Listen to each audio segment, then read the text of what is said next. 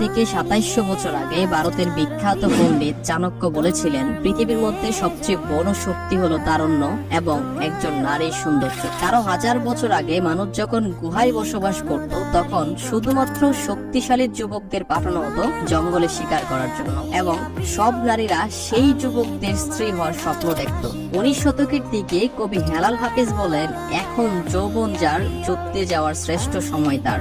কোরআনেও বলা হয়েছে, আল্লাহ তাআলা যুবক বয়সের ইবাদত সবচেয়ে বেশি পছন্দ করেন।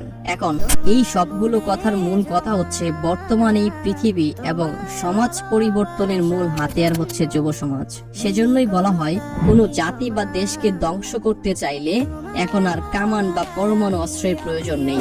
সেই দেশের যুব সমাজকে ধ্বংসের পথে ঠেলে দাও, তাহলে দেখবে দেশটি এমনিতেই ধ্বংস হয়ে যাবে। তাই পৃথিবীর বড় বড় রাঘব বোয়াল এবং শক্তিশালী দেশগুলো এই চক্রান্তে মেতে আছে, যে কিভাবে গরিব দেশগুলোর যুব সমাজ ধ্বংস করে তাদের গোলাম বানিয়ে রাখা যায়। এখানে আমি গোলাম শব্দটা কেন ব্যবহার করলাম তা ভিডিওর সামনের দিকে বুঝতে পারবেন। বর্তমানে অধিকাংশ যুবক তাদের গোলামি করছে এবং নিজের জীবনকে ধ্বংসের পথে ঠেলে দিচ্ছে। সেটা কিভাবে বলছি, তার আগে যদি একটু খেয়াল করেন তাহলে দেখতে পারবেন, বর্তমান সময়ে যুবকদের মধ্যে হতাশা, কষ্ট, অলসতা, দুশ্চিন্তা আগের থেকে দিন দিন বেড়েই চলছে। মেজর কোনো কারণ ছাড়াই যুবকরা সামান্য কারণে আত্মহত্যার পথ বেছে নিচ্ছে। সফলতার হার আগের থেকে কমে বেকারত্বের সংখ্যা বাড়ছে। অন্যদিকে ইউরোপ আমেরিকার যুবকদের সাথে বাংলাদেশ ও ভারতের যুবকদের রয়েছে আকাশ পাতাল তফাৎ। পশ্চিমা যুবকদের সফলতার হারের তুলনায় আমাদের দেশের যুবকদের সফলতার হার অনেক কম। তাদের তৈরি করা হচ্ছে পৃথিবীর নেতৃত্ব দেওয়ার জন্য, আর আমরা তৈরি হচ্ছি তাদের গোলামি করার জন্য। এখানে অনেক বড় একটা চক্রান্ত এবং ফাঁদ পেতে রাখা হয়েছে আমাদের মতো সাধারণ যুবকদের জন্য। যুগান্তরের মতে 20 থেকে 30 বছর বয়সের যুবকরা দিনে গড়ে 3 থেকে 4 ঘন্টা তাদের ভবিষ্যৎ জীবন নিয়ে চিন্তা করলেও তারা তাদের চিন্তার 2%ও বাস্তবে প্রয়োগ করতে পারে না। আর যারা পারে না তারাই অনৈতিক পথ বেছে নেয়। কিন্তু আমার প্রশ্ন হচ্ছে, সারাদিন এত চিন্তা করার পরেও তারা যে সাকসেস বা সফলতা অ্যাচিভ করতে চায়, কেন তারা সেটা পারছে না? এর পিছনে একটা চক্র কাজ করছে। প্রতিদিন আমাদের পেছনে হাজার হাজার ডলার খরচ করা হচ্ছে যেন আমরা দুর্বল, অলস এবং অসফল মানুষ হিসেবে তৈরি হই। এই চক্রের মুখোশ উন্মোচন করার আগে আমাদের এটা জানা প্রয়োজন, একটা মানুষ সফল হওয়ার পেছনে কোন বিষয়গুলো সবচেয়ে বেশি কাজ করে। টাইমস অফ ইন্ডিয়ার মতে discipline, focus, hard working, be on time এবং গুড মেন্টাল ও ফিজিক্যাল হেলথ সফল হওয়ার জন্য সবচেয়ে বেশি গুরুত্বপূর্ণ। আর এই 5টি জিনিসই সবার আগে আমাদের কাছ থেকে কেড়ে নেওয়া হচ্ছে। এই চক্রান্তের গভীরে যাওয়ার আগে আমাদের ওয়ার্ল্ড হিস্ট্রির 2টা বিষয় সম্পর্কে জানতে হবে। প্রথমটা হচ্ছে আফিমের যুদ্ধ, আর দ্বিতীয়টা হচ্ছে জেনজি। আফিমের যুদ্ধটি সংগঠিত হয়েছিল ব্রিটিশ এবং চীনের মধ্যে। এই যুদ্ধের কিছু বছর আগে সবেমাত্র ব্রিটিশরা চীনে আসে ব্যবসা বাণিজ্য করার উদ্দেশ্যে। তারা এসেই দেখে চীন থেকে তাদের দেশে প্রচুর পরিমাণে দ্রব্য সামগ্রী রপ্তানি হয়, কিন্তু চীন তাদের দেশ থেকে কোনো পণ্য আমদানি করে না। এতে তাদের দেশ থেকে প্রচুর টাকা চীনে চলে আসছিল। তখন চীনে ব্যবসা বাণিজ্য করতে আসা ইস্ট ইন্ডিয়া কোম্পানি চিন্তা করলো, এত পরিমাণে টাকা আমরা চীনের পণ্যের পেছনে খরচ করি, কিন্তু চীন বিনিময়ে আমাদের থেকে কিছুই কিনে না, তো কি করা যায়? তখন তারা দেখলো চীন মধ্যপ্রাচ্য থেকে ভালো পরিমাণে সোনা, রূপা এবং আফিম আমদানি করে। তো ব্রিটিশরা চিন্তা করলো এই আফিম চীনের জনসাধারণের মধ্যে ছড়িয়ে দিবে। তাই তারা প্রথমে সোনা এবং রূপা চীনে বিক্রি করার অনুমতি নেয়। তারপর ধীরে ধীরে রূপার জাহাজে করে গোপনে আফিম আনতে থাকে। কিন্তু চীনের মানুষ তখন আফিমকে মাদক হিসেবে ব্যবহার করতে জানতো না। তারা শুধুমাত্র ছোটখাটো রোগের চিকিৎসায় তা ব্যবহার করত। ব্রিটিশরাই সর্বপ্রথম আফিমকে নেশা হিসেবে ব্যবহার করার পদ্ধতি শিখিয়ে দেয়। শুরুর দিকে ব্রিটিশরা ফ্রিতে আফিম দিতে থাকে যেন তা সর্বস্তরে মানুষের মাঝে ছড়িয়ে যায়। পরবর্তীতে যখন চীনের মানুষদের আফিমের নেশা পুরোপুরি পেয়ে বসে, তখন তারা ফ্রিতে আফিম দেওয়া বন্ধ করে দিয়ে টাকার বিনিময়ে আফিম বিক্রি করতে থাকে। এর কয়েক বছরের মধ্যেই চীনের মানুষ এত বেশি পরিমাণে আফিমে অভ্যস্ত হয়ে যায় যে চীনের অর্থনীতি আর যুব সমাজ ধ্বংসের দ্বার প্রান্তে চলে আসে। তখন দেখা যায় গত 5 বছরে চীনের কাছ থেকে ব্রিটিশরা যে পরিমাণে টাকার দ্রব্য সামগ্রী আমদানি করেছে, চীন শুধুমাত্র 1 বছরে সেই পরিমাণ টাকার আফিম তাদের কাছ থেকে ক্রয় করেছে। চীনের এই মারাত্মক অবস্থা বুঝতে পেরে চীনের তৎকালীন রাজা আফিম প্রবেশে নিষিদ্ধ ঘোষণা করলে ব্রিটিশ এবং ইস্ট ইন্ডিয়া কোম্পানির সাথে চীনের যুদ্ধ শুরু হয়। হয়। ইতিহাসেই এটাকে বলা হয় আফিমের যুদ্ধ। কিন্তু এতদিনে অনেক দেরি হয়ে যায়, কারণ চীনের সেনাবাহিনীর অনেক সদস্য তখন আফিমে আসক্ত হয়ে পড়ে। এছাড়াও চীনের কোনো কোনো অঞ্চলে প্রতি 10 জনের মধ্যে 9 জন মানুষ এই আফিমে আসক্ত ছিল। তো নেশাগ্রস্ত অবস্থায় তারা ব্রিটিশদের কাছে শোচনীয়ভাবে পরাজয় বরণ করে। এরপর 156 বছর চীনকে ব্রিটিশদের গোলামি করতে হয়। বর্তমানে চীন তাদের গোলামি থেকে মুক্তি পেলেও আমরা তাদের গোলামি থেকে মুক্তি পাইনি। চীন এখন তাদের দেশে ব্রিটিশ এবং যুক্তরাষ্ট্রের কোনো কিছুই ব্যবহার করে না। এজন্যই চীনে ফেসবুক, ইনস্টাগ্রাম, টুইটার, গুগল ব্যবহার করা পুরোপুরি নিষিদ্ধ, কারণ এগুলো যুক্তরাষ্ট্রের বানানো। চীন আধুনিক বিশ্বের চক্রান্ত সম্পর্কে আরো 100 বছর আগেই বুঝতে পেরেছিল। বর্তমানে চীন নিজেই এই চক্রান্তের সাথে লিপ্ত আছে। সেই চক্রান্তগুলো কি বলছি। দ্বিতীয় বিশ্বযুদ্ধের পর যখন বিশ্বের বিভিন্ন দেশ থেকে ব্রিটিশরা চলে যাচ্ছিল এবং একের পর এক রাষ্ট্র স্বাধীন হতে থাকে, তখন আমেরিকার উত্থান শুরু হয়। আমেরিকা তখন চিন্তা করলো, ব্রিটিশরা তো বিশ্বের বিভিন্ন দেশে গিয়ে সেই দেশ থেকে প্রচুর সম্পদ লুটে নিয়ে এসেছে, কিন্তু তাদের পক্ষে তো এটা সম্ভব না, কারণ দ্বিতীয় বিশ্বযুদ্ধের পর বিশ্বের বিভিন্ন দেশ সীমানা তৈরি করে দেশের সুরক্ষার জন্য সেনাবাহিনী তৈরি করছিল। তখন তারা সারা বিশ্বকে তাদের ইশারায় নাচানোর জন্য নতুন একটি পদ্ধতি তৈরি করলো, যার নাম হচ্ছে গ্লোবাল ভিলেজ। গ্লোবাল ভিলেজ হচ্ছে সারা বিশ্ব একটা বলয়ের মধ্যে আবদ্ধ হয়ে থাকবে, যেটা বর্তমানে ইন্টারনেট নামে সবচেয়ে বেশি পরিচিত। গ্লোবাল ভিলেজ মানব জাতির জন্য কতটা ক্ষতির কারণ হতে পারে সেটা বুঝতে হলে রিসেন্টলি ঘটে যাওয়া একটা ঘটনার দিকে নজর দিতে হবে। আপনারা সবাই হয়তোবা জানেন, কিছুদিন আগে বাংলাদেশ সহ সারা বিশ্বে 30 মিনিটের জন্য ফেসবুক বন্ধ ছিল। এতে বাংলাদেশের মানুষ পুরোপুরি ভাবে পাগল হয়ে যায়।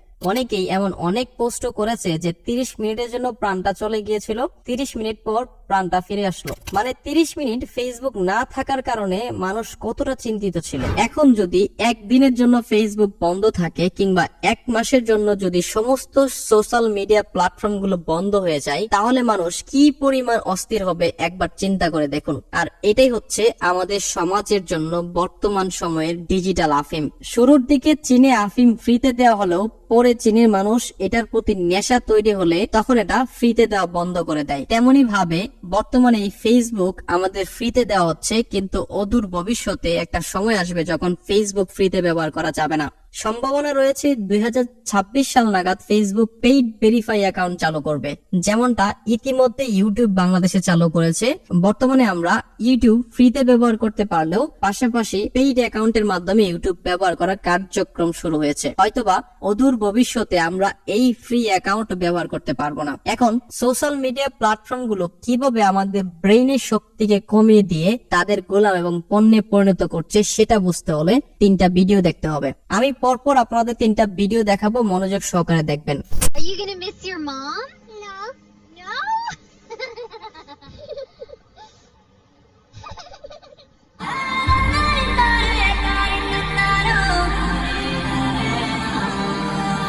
Meshed.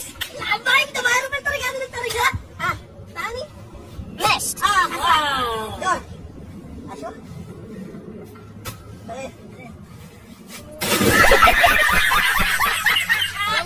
झूठ हो रहे हो। मेरा खिलौने वाला कोई कहाँ रहते हो आप? यहाँ पे कहीं भी बैठे सो जाए।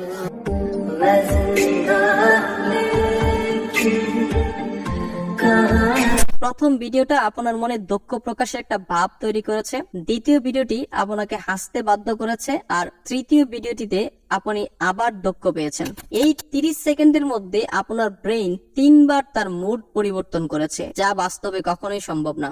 বাস্তবে এই 3টা ইমোশন আপনার ভিতরে আসতে হলে মিনিমাম 1 ঘন্টা সময়ের প্রয়োজন, কিন্তু সোশ্যাল মিডিয়ার মাধ্যমে আমরা প্রতি ঘন্টায় কয়েকশো বার আমাদের ব্রেইন বা মুডকে সুইং করাচ্ছে। আর এই একটু পর পর মুড সুইং করাটাকে বলা হয় মাল্টিটাস্কিং ব্রেইন ওয়ার্ক। আমেরিকার সিএনবিসির মতে জীবনে সফল হতে চাইলে এই মাল্টিটাস্কিং কাজগুলো ছাড়তে হবে, কারণ এই ধরনের ভিডিও দেখার ফলে আমাদের ব্রেইনে অধিক পরিমাণে ডোপামিন রিলিজ হয়, স্ট্রেস বাড়ে এবং ব্রেইনের লং টাইম ফোকাস করার ক্ষমতা নষ্ট হয়ে যায়। এজন্যই দেখবেন লং টাইম শর্ট ভিডিও দেখার পর মাথা হ্যাং হয়ে যাচ্ছে।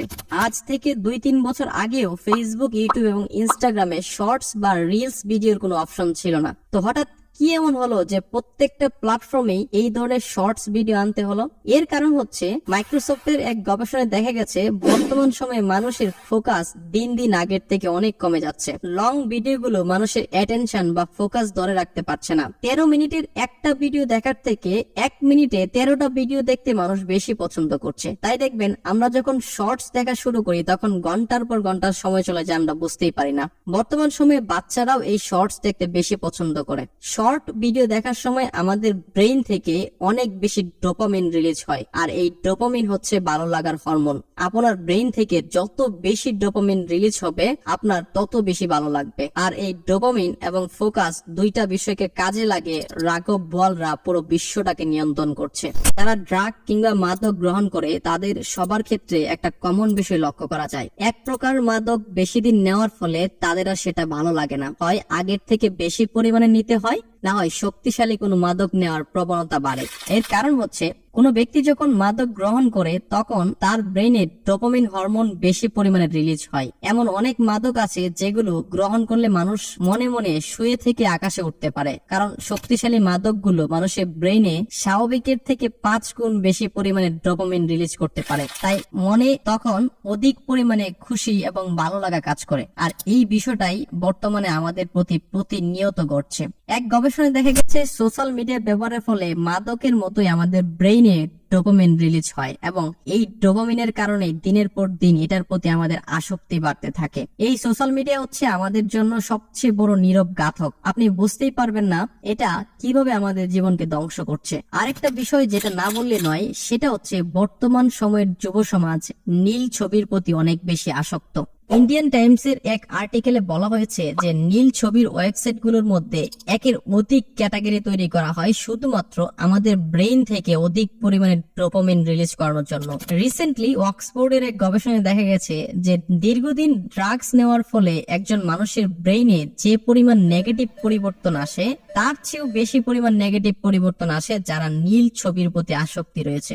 আরেকটা গবেষণা তথ্য দেই, বাংলাদেশে এমন অনেক ব্যক্তি আছে যারা বাথরুমে গিয়ে সিগারেট বা মাদক গ্রহণ না করলে তাদের দেহ থেকে মল বা পায়খানা বের হতে চায় না। তেমনি ভাবে বর্তমানে ইউরোপের একটা গবেষণায় দেখা গেছে যারা পর্নোগ্রাফি বা নীল ছবির প্রতি অতিমাত্রায় আসক্ত তাদেরও পর্নোগ্রাফি বা নীল ছবি না দেখলে ঠিক মতো মল আসে না। তো এ থেকে স্পষ্ট বোঝা যাচ্ছে এটা মানব শরীরের জন্য কতটা ক্ষতির কারণ হতে পারে। আর যারা এই বিষয়ের প্রতি অতিমাত্রায় আসক্ত তাদের বডি থেকে সাধারণ একজন ব্যক্তির থেকেও বেশি পরিমাণে টেস্টোস্টেরন বের হয়ে যায়। আর এই টেস্টোস্টেরন হরমোন আমাদের শক্তিশালী, কর্মঠ, যে কোনো বিপদে মোকাবেলা করার সাহস এবং পুরুষ হিসেবে তৈরি করে গড়ে তুলতে সবচেয়ে বেশি গুরুত্বপূর্ণ ভূমিকা পালন করে। এজন্যই বর্তমান সময়ে পুরুষের থেকে এদের সংখ্যা দিন দিন বাড়ছে।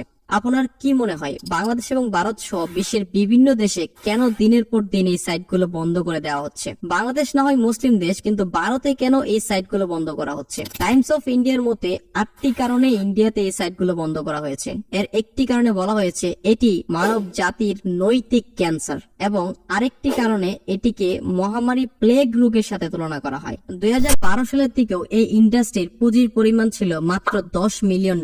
বর্তমানে এটা 97 বিলিয়ন ডলার ইন্ডাস্ট্রিতে পরিণত হয়েছে। আপনার কি মনে হয় শুধুমাত্র মানুষকে এইসব দেখিয়েই এই ইন্ডাস্ট্রি এত টাকার মালিক হয়ে গেছে? না, এর পিছনে রয়েছে বিশ্বের বড় বড় দেশগুলোর সাপোর্ট। তারা এদেরকে প্রতিনিয়তই ফান্ডিং দেয়। এখন চিন্তা আপনার যে আপনি কি করবেন, নিজের জীবনটাকে এগিয়ে নিয়ে যাবেন নাকি এই চক্রান্তের ফাঁদে পা দিয়ে জীবনটাকে ধ্বংস করবেন? শুরুতেই আমি আপনাদের আরেকটা বিষয়ের কথা বলেছিলাম, সেটা হচ্ছে জেন জি। এই জেন জি বিষয়টা এত বড় এবং বিশাল যা এই ভিডিওর মধ্যে এক্সপ্লেইন করা আমার পক্ষে অসম্ভব। তাই আমি পরবর্তী ভিডিওতে সোশ্যাল মিডিয়ার দাসত্ব এবং এই জেন জির জীবনযাপন নিয়ে আলোচনা করব, যার মাধ্যমে আপনারা একটা স্পষ্ট ধারণা পাবেন যে কিভাবে তারা আমাদের শক্তিগুলো কেড়ে নিয়ে ধনী হচ্ছে এবং আমাদের বানিয়ে দিচ্ছে গরিব এবং অলস। তো পরবর্তী ভিডিওটি পাওয়ার জন্য আমাদের চ্যানেলটা সাবস্ক্রাইব করে রাখতে পারেন। ভিডিওটি ভালো লাগলে একটা লাইক দিন এবং বন্ধুদের সাথে শেয়ার করতে বলবেন না। দেখা হচ্ছে পরবর্তী ভিডিওতে। ততক্ষণ পর্যন্ত ভালো থাকুন, সুস্থ থাকুন আর আমাদের সাথেই থাকুন।